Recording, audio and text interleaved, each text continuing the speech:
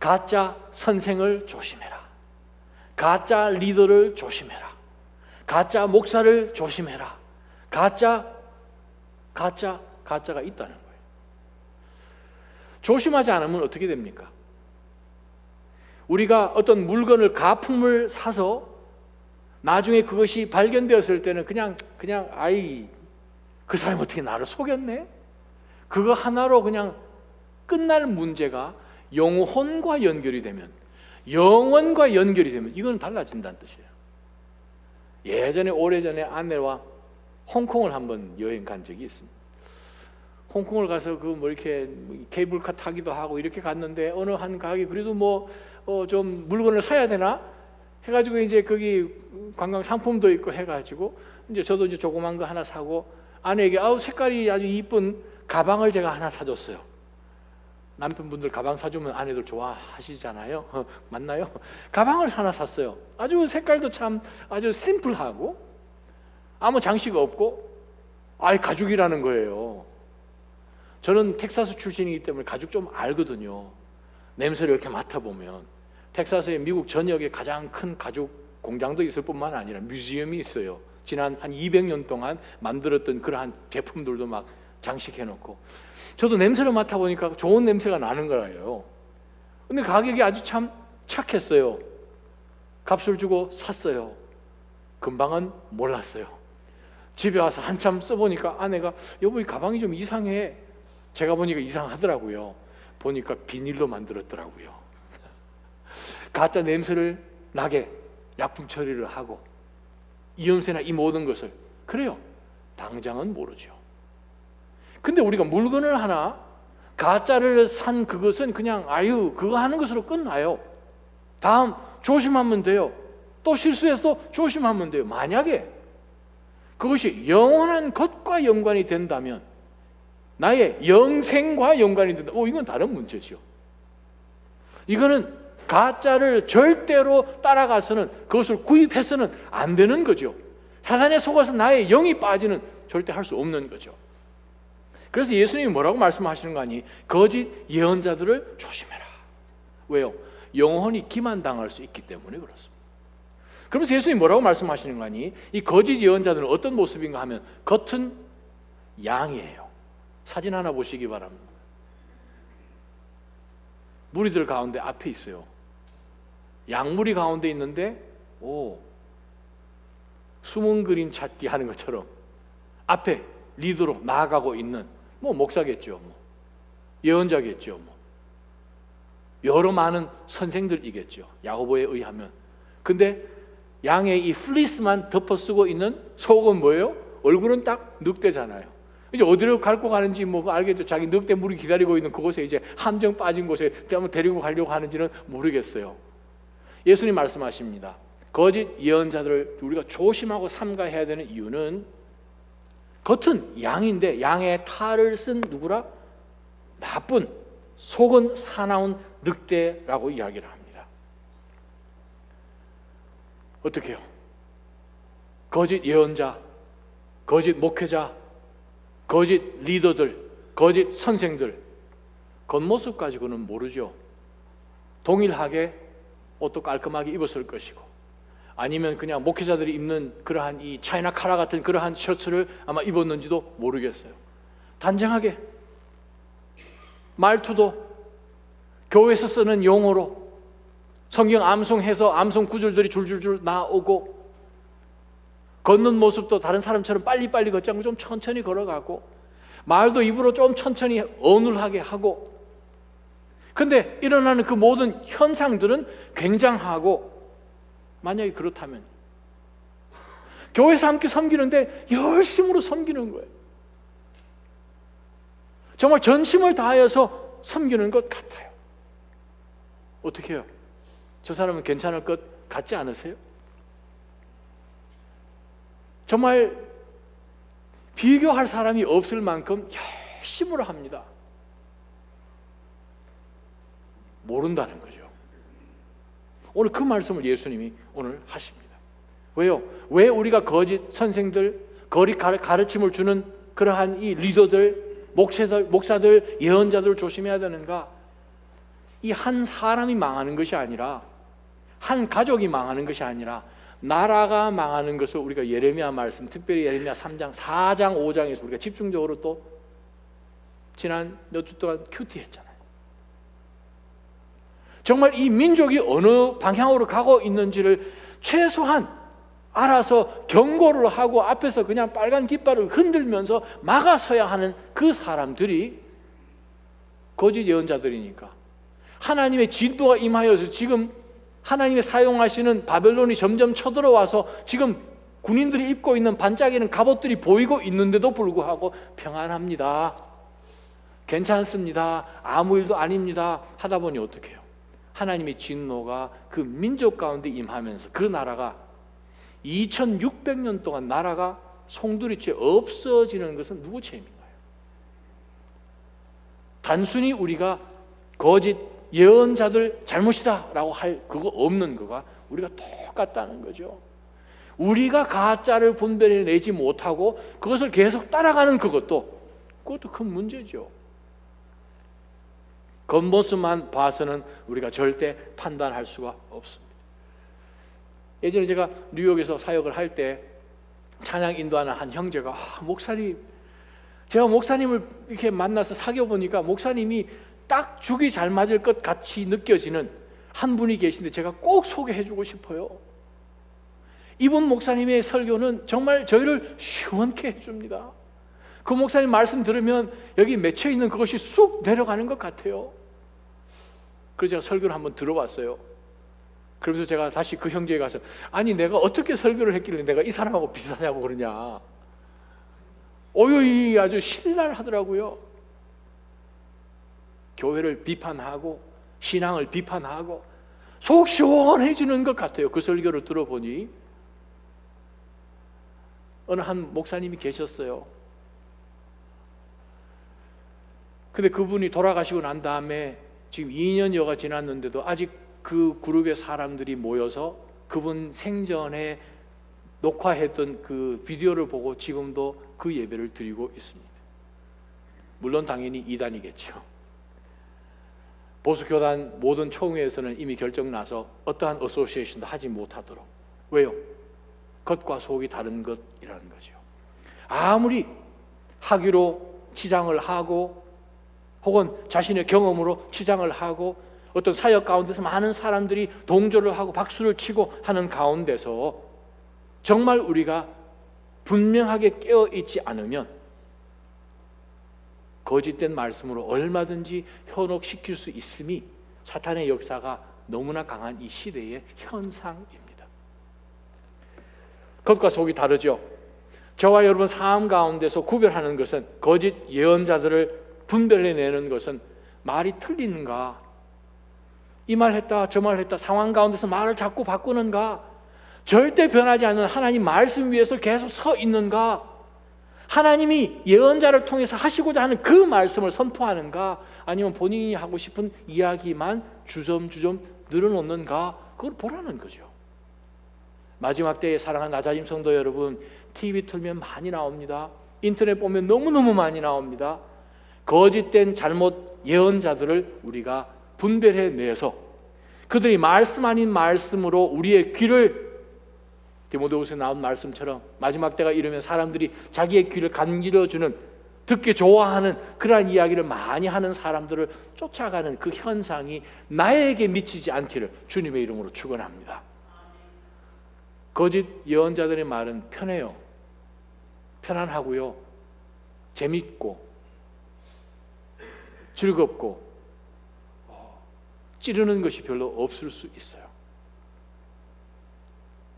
근데 오늘 본문 가운데 다시 한번 말씀하시는 것은 우리가 이 마지막 때에 어떤 말씀을 따라가야 하는지 정말 조심해서 분별하지 않으면 우리는 정말 많은 것을 잃어버릴 수 있는 그러한 위험이 저희들 가운데 있음을 예수님께서는 말씀해 주십니다.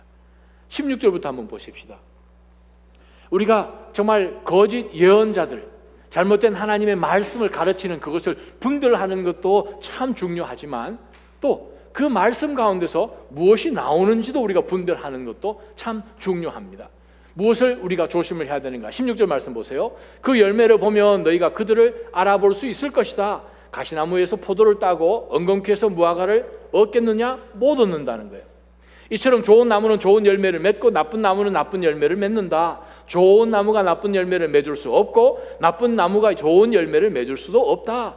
좋은 열매를 맺지 못하는 나무는 모두 찍어 불에 던진다. 이와 같이 너희는 그 열매를 보고 그들을 알게 될 것이다. 열매를 봐야 된다는 거예요. 숨겨진 그 어떤 것이 열매로 드러날 때에 그 열매가 무엇인지를 봐서 우리는 진짜를 분별할 수 있어야 됩니다. 자, 여기서 하나 던지는 말씀이에요. 열매가 뭘까?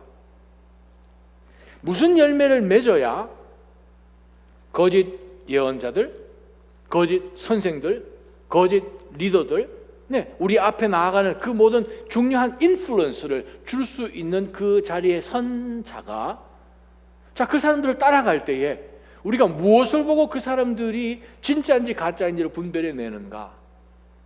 많은 사람들이 이 구절 말씀을 뭐로 해석을 하는가 하면 열매는 선한 행실일 것이다.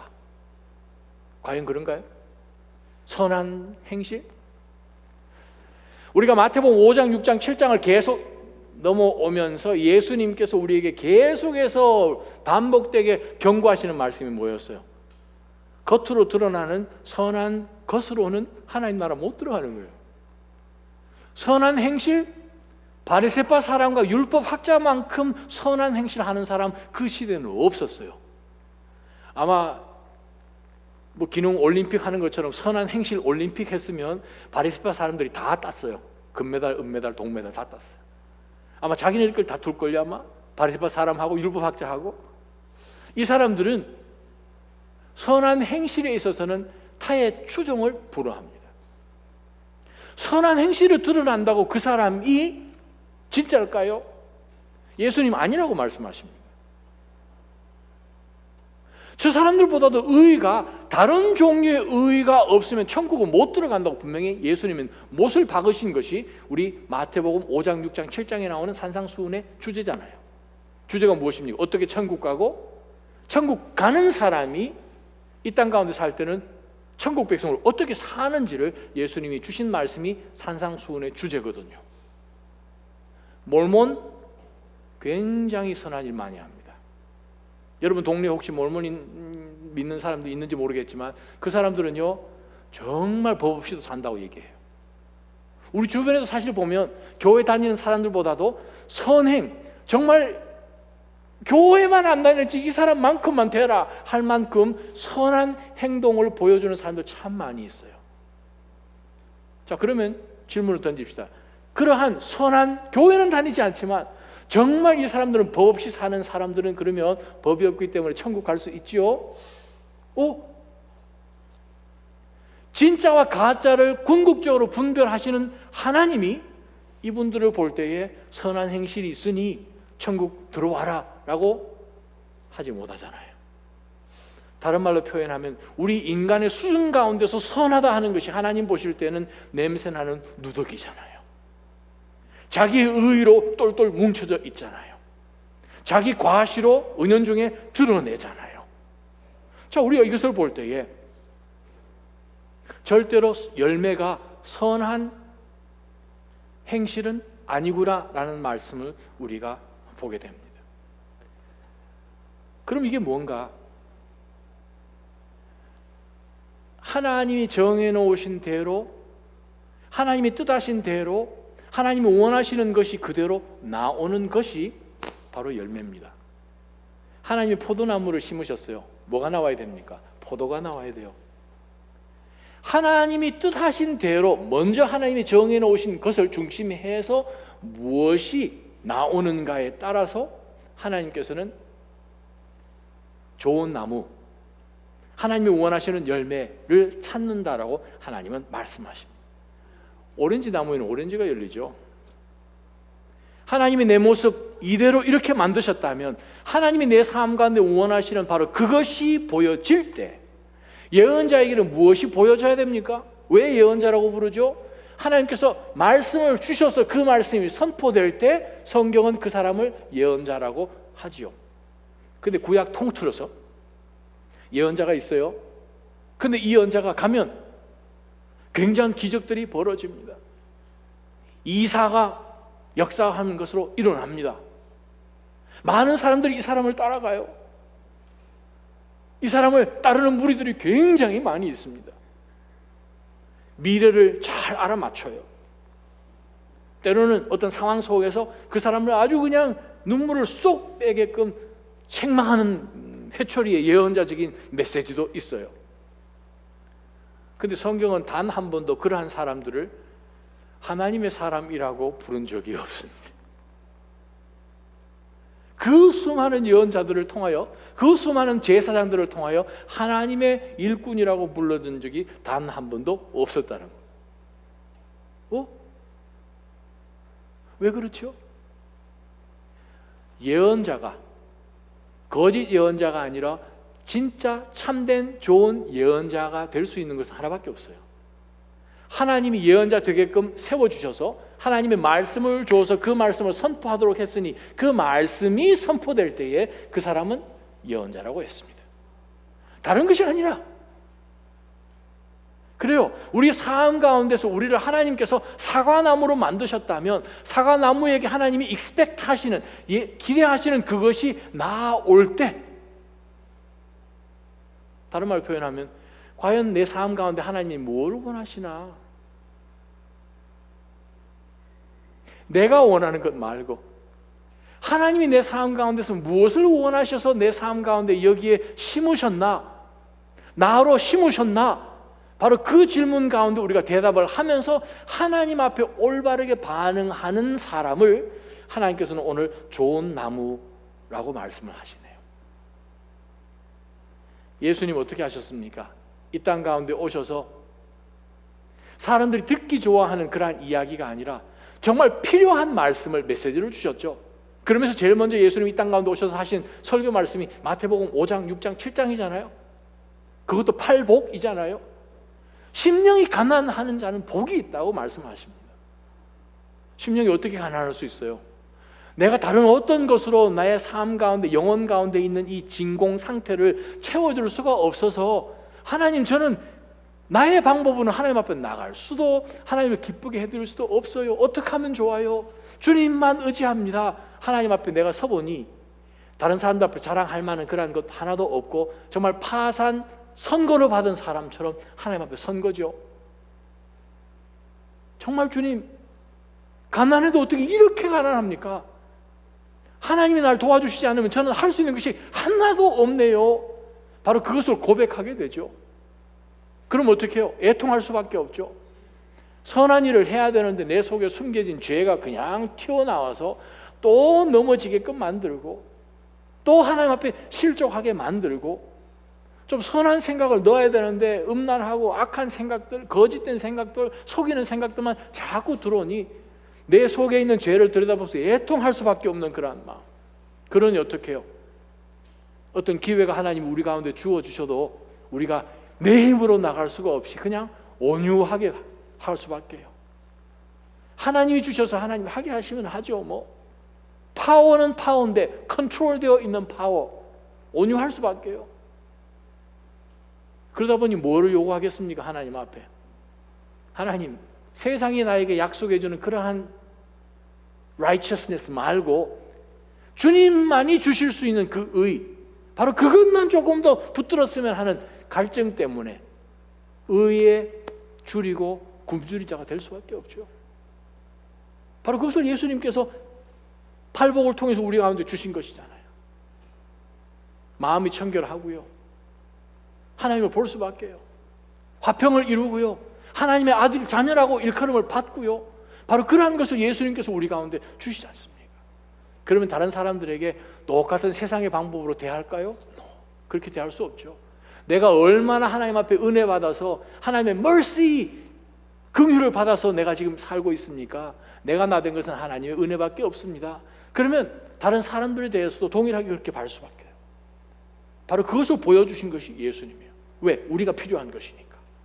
무엇이게 들으라고 예수님께서 저도 무리 가운데 사시지 않았다는 것을 우리가 보면서 우리 삶도 동일하게 하나님 앞에서 내가 어떻게 사는 것이 좋은 나무로 사는 것인지 다시 한번 우리 자신을 들여다볼 필요가 있습니다. 진짜 예언자들은, 참된 예언자들은 우리더러 요렇게 하십시오라고 리스트를 주지 않죠. 주일날 교회 올 때는 어떻게 옷을 입고, 머리는 어떻게 2대8로 빗고, 셔츠는 반드시 흰 셔츠를 입고, 그런 게 어디 있어요? 그것은 거짓, 우리의 인간의 모습으로 어떻게 하고자 하는 거기에 초점을 둘 때는 그렇게 하죠. 진짜는 무엇입니까? 우리 삶에 하나님께서 하나님 앞에 나왔을 때만 있는 그 시간만 하나님이 보시나요? 아니면 우리의 모든 통틀어 하나님께서 우리를 다 보시나요? 바로 그 하나님 앞에서 내가 지금 누구이길래, 이 자리에서 하나님이 무슨 목적을 가지고 심으셨길래, 나를 통해서 하나님이 보기를 원하시는 것이 무엇인지를 알아서 하나님이 내 삶 가운데 주신 것을 반응하는 것이 바로 좋은 나무가 하는 일이죠. 사람들의 눈을 의식하지 마십시오. 사람들에게 인정받으려고 애쓰지 마십시오. 그 인정은 의미도 없을 뿐더러 변해요. 먼저 내가 변하고요, 나를 인정해줬던 그 사람도 변해요. 우리 다 변해요. 절대 하지 않다는 거죠. 우리가 정말 중요해야 되는 것은 우리를 심판하시는 하나님이 계시네요. 19절 성경은 이렇게 이야기합니다. 좋은 열매를 맺지 않는 나무는 찍어내는 사람이 있다는 거예요. 우리 인생을 목적을 가지고 심으셨기 때문에, 심으신 그분이 권리를 가지고 계시기 때문에, 그분이 요구를 하시는 가운데 좋은 나무에서 좋은 열매를 맺지 못하는 우리 인생이 된다면 어떻게 해요? 하나님 말씀하시네요. 찍어내시는 분이 계십니다. 불에 던지시는 분이 계십니다. 그러면 우리는 좋은 예언자, 좋은 가족, 좋은 아버지, 좋은 어머니 혹은 좋은 성도로 이 땅 가운데 하나님의 목적을 가지고 심으셨다면 하나님 우리 삶 가운데 무엇을 찾으시는지를 사람을 통해서 우리는 판단하지 않고 하나님 앞에서 판단해야 될 줄 믿습니다. 사람 보고 예배 나오지 마세요. 사람들 앞에 인정받으려고 하나님 앞에 나오지 마세요. 예물 드릴 때도 사람을 의식해서 예물 드리지 마세요. 하나님이 보시는 것은 무엇입니까? 하나님이 뭐가 필요해서? 하나님은 우리의 전 삶을 원하십니다. 아니, 생각해 보세요. 농부가 사과나무를 심었어요. 농부가 사과나무를 심어가지고 농부가 원하는 것이 사과입니까? 아니잖아요. 사과나무 전체잖아요. 가수원 전체잖아요. 열매가 아니잖아요. 그 열매 보려고 그냥 가서 합니까? 나무 자체를 좋아하는 것이고 이거 자체를 좋아하는 것이잖아요.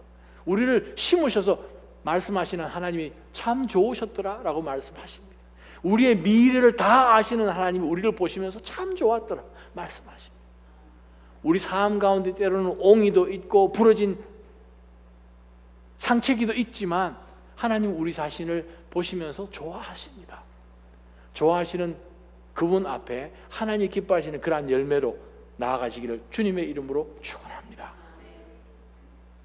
무슨 법이 있어서가 아니라, 어떤 규정이 있어서가 아니라, 그리고 우리 교회 바일로스 있잖아요. 그것이 있어서가 아니라 상관없이 그 모든 것 위에 있는 하나님의 말씀, 이것은 리바이즈가 되지 않잖아요.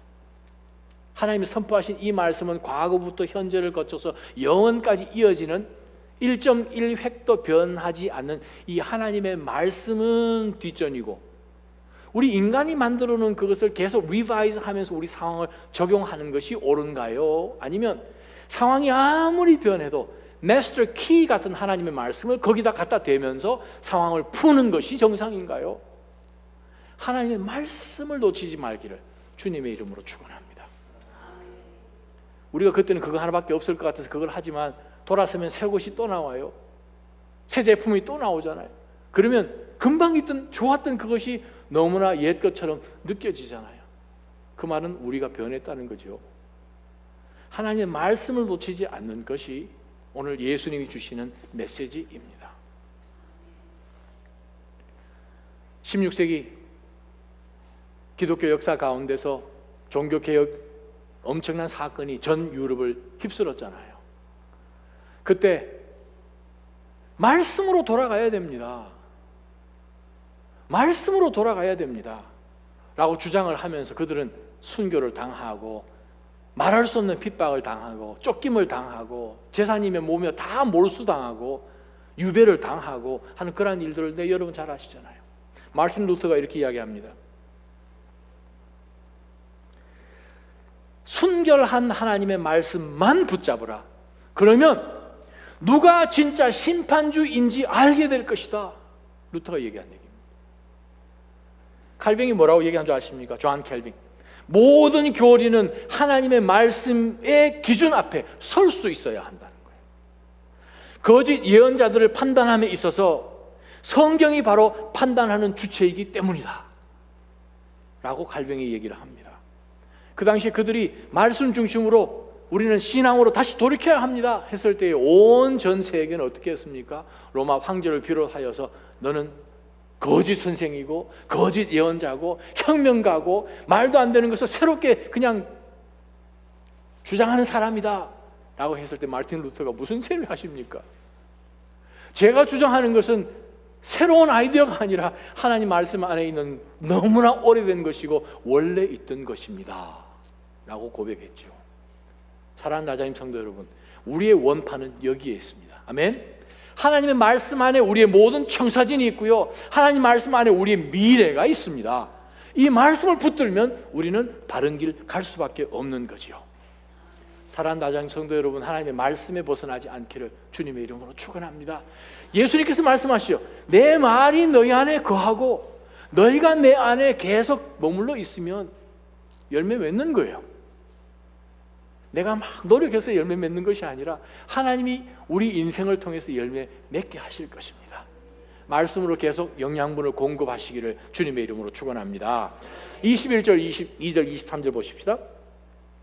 또 그러고 난 다음에 예수님이 계속해서 우리가 산상수훈 말씀을 통해서 주시는데, 특별히 우리가 지난주부터 시작해서 나온 건 무엇입니까? 두 가지를 항상 얘기하시잖아요. 두 가지 문이 있다는 거예요.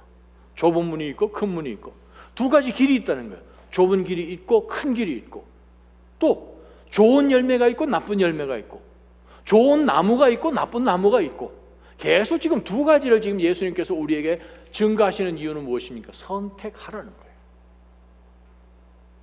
우리는 매 순간순간마다 결정할 수 있는 아주 중요한 선택의 순간을 우리는 맞죠. 그 순간의 기준이 말씀이 아니고 다른 이 온 세상 것이 기준이 된다면 우리는 잘못된 선택을 할 수밖에 없습니다. 바로 그 순간을 어떻게 해서 모면하게끔 하든지, 사람들 앞에서 인정되기를 원하든지, 내 스스로가 만족되기를 원하든지, 하나님을 우리가 제외시키면 그 모든 선택은 악한 것입니다. 아멘. 바로 그것을 놓치지 마십시오. 21절에 보니까 예수님이 충격적인 말씀을 하십니다. 내게 주님 주님 하는 사람이라고 다 하늘나라에 들어가는 것이 아니다. 하늘에 계신 내 아버지의 뜻대로 행하는 사람이라야 하늘나라에 들어갈 것이다. 그날에는 많은 사람들이 내게 말할 것이다. 주님 주님, 우리가 주의 이름으로 예언했고 주의 이름으로 귀신을 쫓아냈고 주의 이름으로 많은 기적을 일으켰는데요 했더니 23절, 그때 나는 그들에게 분명하게 말할 것이다. 나는 너희를 도무지 알지 못한다. 무법을 행하는 사람들아 썩 물러가거라. 세 번째부터 영적 교훈이 있습니다. 무엇입니까? 진짜 나무는, 진짜 열매는, 진짜 그리스도인은 무엇입니까? 자기 만족이나 자기 착각이 이러한 것에 멋대로 하지 않고 자기 마음대로 하지 않고 하나님의 뜻대로 순종하는 사람이라는 거예요. 아니 여러분, 이런 경우 어디 있습니까? 주님 주님 기도했던 사람들이요, 매 순간에 주님 중심으로 산 것 같아요. 볼 때는 주님 주님 했으니까. 그리고 저들이 주님의 이름으로 예언도 했네요. 주님의 이름으로 귀신도 쫓아냈네요. 주님의 이름으로 많은 기적도 일으켰네요. 그러면 이 사람 주변에는 뭐 최소한 한 5만 명은 모여야 됩니다. 여러분, 지금 이 시대에 주님의 이름으로 여러분의 병을 막 고쳐줘요. 주님의 이름으로 여러분 비즈니스가 확 바뀌게 해요. 주님의 이름으로 자녀가 생기게 해요. 주님의 이름으로 그냥 쌍꺼풀이 생기고, 주님의 이름으로 몸무게가 빠지고, 주님의 이름으로 마시는 물 마시기만 했더니 그냥 몸무게 50kg가 석 달 만에 빠지고, 이런 분 생기면 어떻게 해요? 이분 믿어야 되지 않겠습니까? 주님의 이름으로 예언도 해주고 예언 기도도 해주고 병도 낫게 하고 엄청난 사건이 벌어지는데, 그 사건이 2년 전에 한국에서 일어난 일이죠. 지금 그분은 어디 계십니까? 천국에 계시지 않고 천국 가기 전까지, 천국 갈지 안 갈지는 모르지만 지금 감옥에 그분이 계십니다. 그분 처음 사역 시작이 무엇을 시작했는가 하면 치유의 능력이 있다고 시작됐어요. 수술하지 않고 그 사람이 지정해주는 물을 발랐더니 쌍꺼풀이 졌더라. 그래서 시작된 사역입니다. 그 물을 발랐더니 학교 성적이 올랐어요. 얼굴에 있는 흉터가 사라졌어요. 키가 커졌어요. 그분이 기도해 줬더니 뱃속에 있는 딸아이가 아들로 바뀌었어요. 뭐 이렇게 시작된 거예요. 다운 증후군이 사라졌어요. 그분 옆에 몇 명의 사람들이 있는가? 등록 교인만 15만 명입니다. 굉장하지 않아요? 굉장한 인기 아니에요?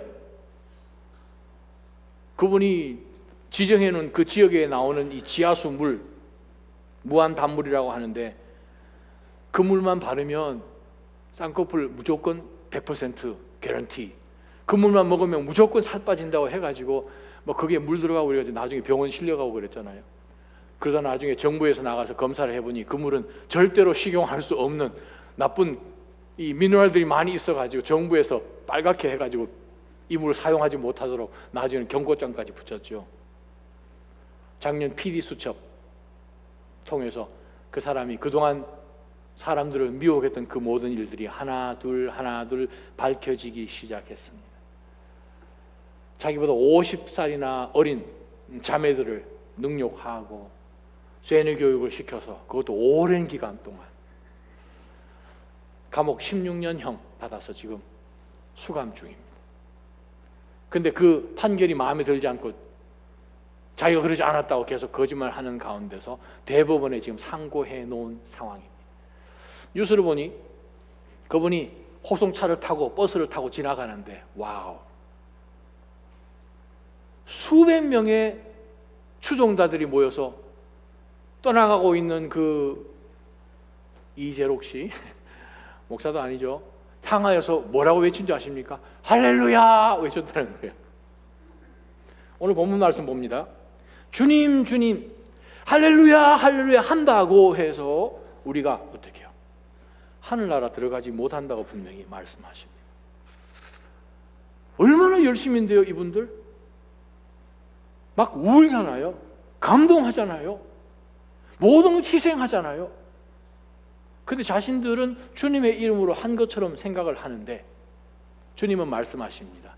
입술로 고백한다고, 겉으로 보여진다고 감동받지 말라는 거예요. 주님은 무엇을 보십니까?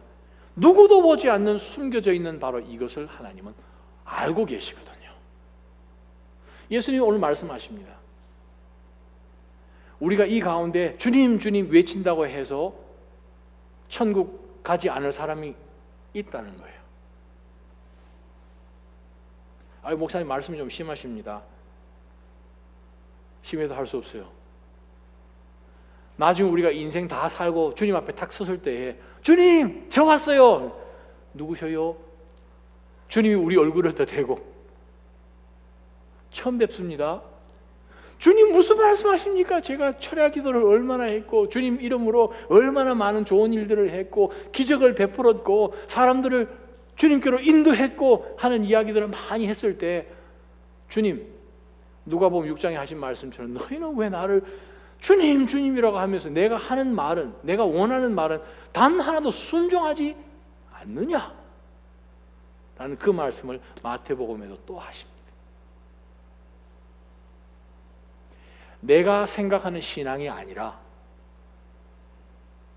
주님이 보기를 원하시는, 즉 우리더러 어떤 일로 하나님 앞에 섬기라, 어떤 마음으로 온 마음을 들으라 하는 주님이 하신 그 말씀에는 행함이 없고 순종함이 없고 내가 만들어 놓은 그 예배로 하나님 앞에 나아가게 되면 그 예배는 하나님은 한 번도 받으신 적이 없다는 거예요. 사랑하는 하나님 성도 여러분, 혹시 여러분 마음이 좀 힘들지라도 제가 여러분에게 이 세 가지 질문을 던집니다. 나는 지금 바른 길을 가고 있는가? 즉, 이 길 계속 끝에 가면 하나님이 반드시 계시는 하늘나라로 인도되는 길, 그 길에 있는가라는 질문을 한번 해보시기 바랍니다. 어떻게 할지는 여러분 아시잖아요. 두 번째, 나라는 이 나무는 좋은 열매를, 즉 하나님이 찾으시는 열매를 맺고 있는가? 내가 만약에 떨기나무라면 내 떨기의 역할을 해야겠죠. 감나무라면 감의 역할을 해야겠죠.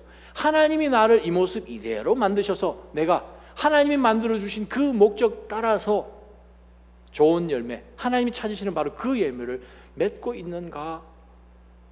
세 번째 질문이요. 내가 입술로는 주여 주여 하는데 이것이 나 삶의 순종 가운데서 드러나는가? 하나님 말씀 가운데 그것이 순종으로 증명될 수 있는가? 만약 이 세 가지 가운데서 여러분 대답이 no라면 죄송하지만 여러분은 아직 구원받은 사람 아닙니다. 만약에 이 말씀이 찔림이 있다면 너무 늦기 전에 예수 그리스도를 구세주로 진짜로 영접해야 됩니다. 그리고 성령께서 우리 삶 가운데 하시는 그 일들을 여러분이 경험하면서 체험하면서 주님과 동행하면서 여러분 삶 가운데 하나님이 찾으시는 좋은 열매를 계속 맺어가시기를 주님의 이름으로 축원합니다. 그럴 때 우리는 진짜가 됩니다. 사랑하는 하나님 성도 여러분, 우리가 그냥 입술로만 주님 주님 고백하다가 나중에 정말 만나야 할 우리 주님 못 만나는 장소에서 영원을 보내시지 말기를 주님의 이름으로 축원합니다. 기도하십시다. 하나님 아버지, 정말 무서운 말씀을 오늘 저희가 말씀으로 봤는데 먼저 하나님, 내 자신이 정말 때로는 진짜인지 가짜인지 우리 자신도 잘 모를 만큼 왔다 갔다 할 때가 있습니다. 그러나 주님, 저희는 분명하게 기억하는 것, 그 옛날 어느 시점에 주님 저희 인생 안으로 들어오셨습니다. 예수 그리스도를 구세주로 영접하였습니다. 그러나 혹 이 가운데 주님을 구세주로 영접하지 못한 자가 있다면 주님, 지금까지 그 마음의 문을 두드리고 계시는 주님의 노크 소리를 듣게 하여 주옵소서. 그 문을 열고 주께서 들어와서 나와 더불어 먹고 마시자 하시는 초청의 음성 가운데 반응하며 저의 온 삶을, 저를 만드신 하나님, 그 하나님께 내어드리는, 그래야 해서 만들어 놓으신 그분의 능력으로 살아가는 인생으로 변하게 하여 주옵소서. 하나님 아버지, 저희가 지금까지 신앙생활 해온다고 하면서 사람들의 눈, 내 자신을 만족하며 그 인정받기를 하나님 저희가 애를 썼다면 이제는 모든 거 다 내려놓고 오늘이라도 주님이 부르시면 주님 앞에 서야 될 수밖에 없는 저희에게 주님 정말 반듯한 믿음으로 하나님 앞에 서 있게 하여 주옵소서. 하나님, 저희 마음 가운데, 저희 심령 가운데 진짜로 하나님이여 순종하는 영을 다하여 주옵소서. 너희는 왜 나를 주라 주라 주여 주여 하지만 내가 너희들에게 하는 그 말은 하나도 행하지 않는가 하는 그 말씀으로 책망하셨던 주님, 저희를 또다시 책망하여 주시고 주의 말씀 앞에 온전히 순복하며 순종으로 내 속에 있는 믿음이 살아있는 믿음인 것을 증명해 보일 수 있게끔 주님 저희를 진짜로 더 변화시켜 주옵소서. 역사해 주실 예수님의 이름으로 기도하옵나이다. 아멘.